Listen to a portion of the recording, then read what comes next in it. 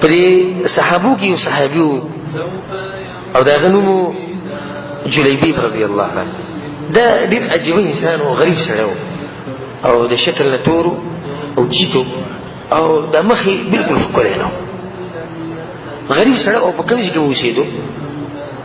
د رسول صلی الله علیه وسلم په دې جومات کې به پروت و. هلته به اوسېدو. رسول صلی الله علیه وسلم د رسول صلی الله علیه وسلم ډېره سخته مینه وه، ځکه چې رسول ته پته و چې دې سړي له څوک داسې ترجیح نه ورکوي، نسب یې نه و او رنګ یې هم نه و.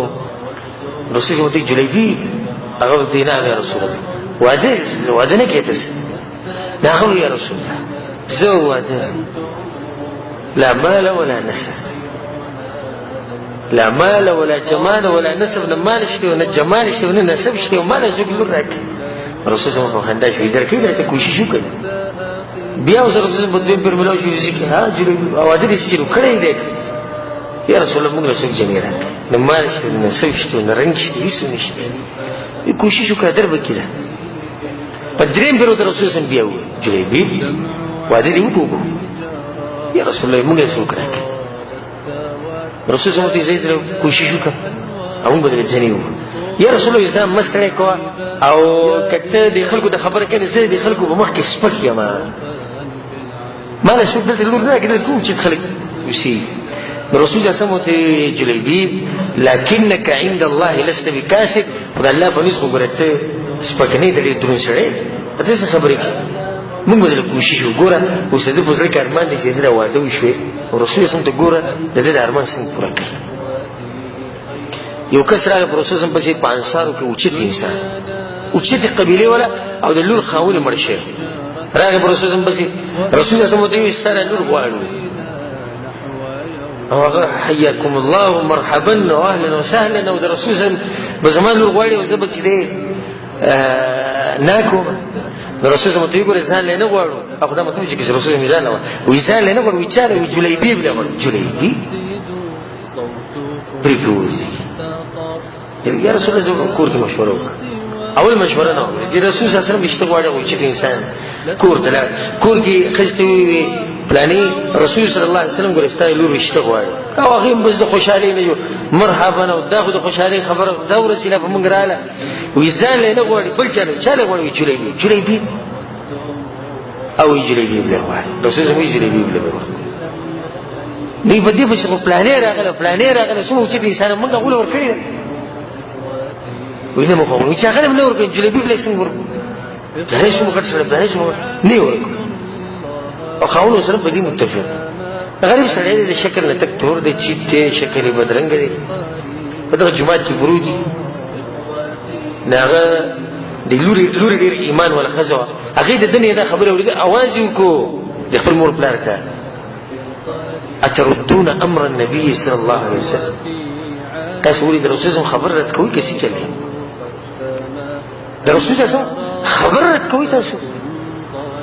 او بیا ورته دا وایي چې رسول صلی الله علیه وسلم ما دې هلک له غواړي نو رسول صلی الله علیه وسلم چېرته ما ضایع کولی نه شي.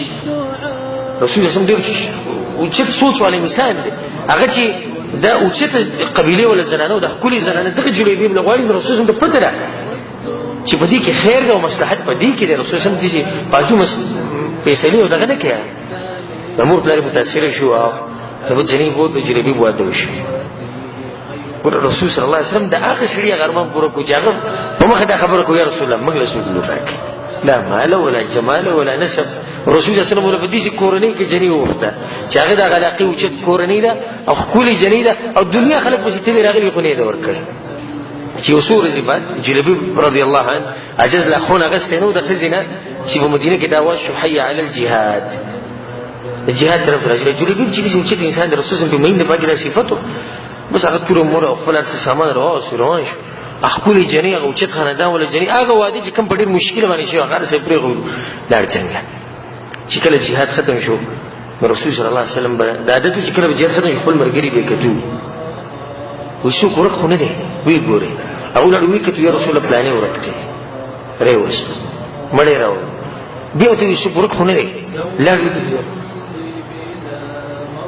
بیا د رسول شکر خو نه یا رسول الله څوک نشته بیا ته وګورئ چې شکر کې څوک نشته نو رسول الله صلی الله علیه وسلم چې ولکنی لا اجد جلیبیبا زه جلیبیب نه یم په ژوندو کې مړ دی ګوره دې صحابو ته سوچ لایل جلیبیب عام سړی غریب په جماعت کې ناس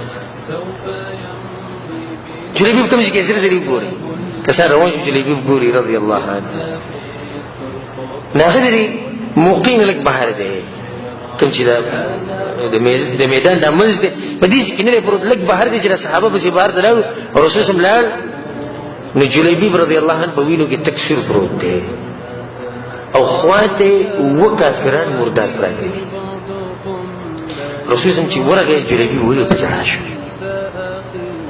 وی وکسانی وجل نو دی وجل او راوچتی کو او په خپل غیږ کې کېنولو نور څه زینو هغه نور مړی يهودي شیو په کټونو کې افار سکی او د دې لپاره کټ څه زیو رسول الله صلی الله علیه وسلم دا غیږ کې نیولې او چاړي رسول الله صلی الله علیه وسلم دا خبره کوي وی زده دنه مو د زمانه دی او زده دنه مو د زمانه دی او زده دنه مو د زمانه دوه چې انسان